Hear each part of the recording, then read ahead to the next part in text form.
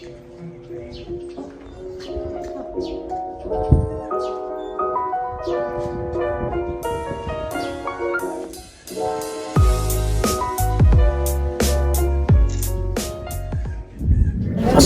warahmatullahi wabarakatuh ya. Berjumpa lagi dengan saya Waho di channel Waho. Dan kali ini saya ada di Bukchon Hanok Village atau rumah tradisionalnya Korea yang sangat populer kalau tempat wisata. Kalau ke Korea nggak kesini kayaknya rugi sekali ya. Jadi kalau teman-teman ke Korea alangkah baiknya kesini. Saya tuh sebetulnya nggak boleh ngomong keras-keras karena ini dilarang berisik. Itu tulisannya. Silent please. Ya kan? Berhubung semalam saya membuat konten tentang polling di komunitas kolom YouTube, itu yang paling banyak adalah tentang cara bekerja ke Korea, maka hari ini saya akan menjelaskan beberapa syarat bekerja ke Korea ya.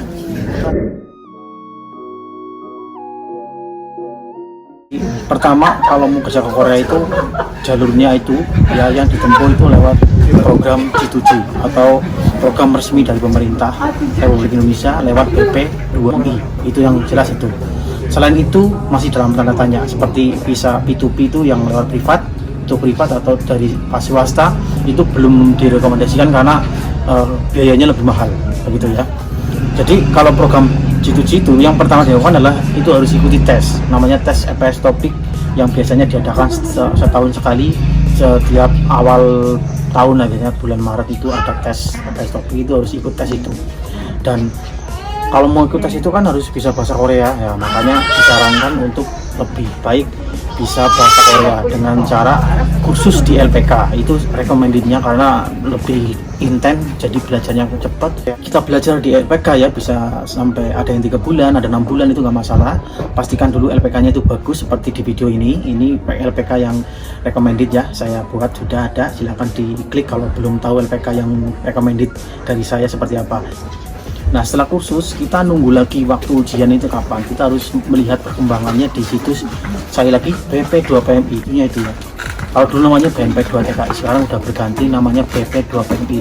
Di situs itu kita bisa mengecek perkembangan tentang update kapan tes, ujian dan sebagainya itu, ujian EPS Topiknya itu di situ, dan untuk pendaftarannya mulai kapan begitu. Nah, setelah ikut ujian, nah itu kita harus bisa lulus ujian. Nah, ujiannya itu biasanya ada 2, yaitu mendengar dan membaca atau pilihan, itu semua pilihan ganda atau dengan menggunakan komputer, itu namanya komputer based test atau CBT yang ya, mulai 2015 itu sudah mulai, tapi kemarin terakhir tes 2020 karena pandemi jadi di stop dulu, jadi baru ada diselesaikan tahun 2021. Itu nantinya harus berjuang karena bukan 1-2 orang, puluhan ribu yang ikut, bahkan seperti PNS, makanya banyak persaingannya. Setelah ikut tes lulus, ada lagi ujiannya, itu ujian untuk skillnya biasanya itu mengenai keterampilan berbahasa dengan wawancara ya, standarnya gitu. Terus ada juga dengan masang ring, masang baut dan sebagainya itu. Kemudian ada tes buta warna. Setelah ada tes skill itu baru digabung nilainya dan lulus atau tidak. Lulus tidaknya itu nilainya pastikan yang tertinggi, yang terbaik, karena kalau misalkan nilainya pas-pasan ya, kurang maksimal, nanti nggak lulus, nggak bisa lanjut proses selanjutnya. Setelah lulus ujian itu baru bisa namanya itu ngelamar. Nah, ngelamar ini namanya itu sending data. Di sending data ini biasanya itu kita harus membuat paspor dulu kan, terus juga men-scan beberapa ijazah ya, terus ada juga membuat sertifikat medikal ya, mengirim sanding datanya ke berkas ke G2G Korea BP2PMI. Yang kemudian setelah sending kita itu masih nunggu lagi, pokoknya nunggu nanti akan mendapatkan SLC ya, itu namanya menunggu kolom. Jadi nanti ada dibuatkan akun ya, akun khusus untuk menunggu kolom itu, dimana perkembangan lamaran kita di HRD Koreanya itu sampai mana, sendingnya itu sampai mana, lamaran kita sampai mana. Kalau sudah sampai kolom SLC artinya buat kerja sudah turun, berarti kita siap-siap harus mempersiapkan dana lebih lagi. Namanya itu adalah pre-ED mini training ya, ada videonya di sini. Apa itu prelim, seperti apa ya, intinya itu adalah kayak untuk akhir dari sebuah perjalanan itu ke prelim. Nah saat ini itu kita ada medical lagi yang utama itu 우리 karena 단정하게 membawa bekas-bekas yang 점점점점 kayak ijazah 표정점점점 asli. 이에 기대지 않고 어디죠? 조금 이렇게 그 정도 살짝만 숙여볼게요. 고랑스러워. 안녕하세요. 이렇게 허리 살짝 감싸주시고 좋다. 점점점점 표정 점점점점 하하하 그렇죠. 잘한다. 또 마주도 봤다가 아 예뻤다. 자, 그 상태에서 살짝 걸어와 볼게요. 걸어올게요. 허리 마주 보면서 Kita di sana itu di medical lagi ya, yang penting yang jaga kesehatan ya saat sebelum prelim itu, dan ada lagi tambahnya itu namanya tes psikologi. Itu bisa dilakukan di saat prelim atau saat sedang sebelum prelimnya, persiapan saja.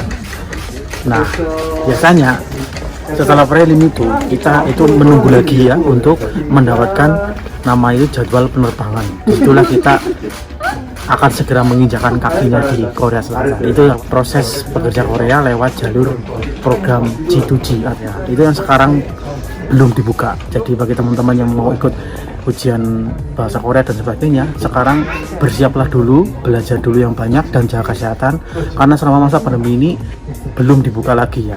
Tapi semoga saja nanti segera dibuka, jadi teman-teman yang mau ikut persiapan bisa langsung masuk ke LPK atau belajar mandiri juga bisa. Begitu. Ya itu saja, terima kasih video kali ini dari Hanok Village, tradisional rumah di Korea Selatan. Saya Waho, ingat diri saya seluruh dunia. Wassalamualaikum warahmatullahi wabarakatuh, dan bye bye. Bagi teman-teman yang berwisata di Hanok Village itu bisa pinjam hanbok ya, seperti itu pakaian tradisional Korea, dan bisa ambil foto spot yang bagus di sini ya. Jadi kalau kesini abadikan momen itu dengan pasangan Anda ya, terutama ya. Jadi keren sekali pakai hanbok, pakaian tradisional Korea, murah meriah, bisa disewa di sini banyak ya. Itu saja, selamat menikmati video hari ini.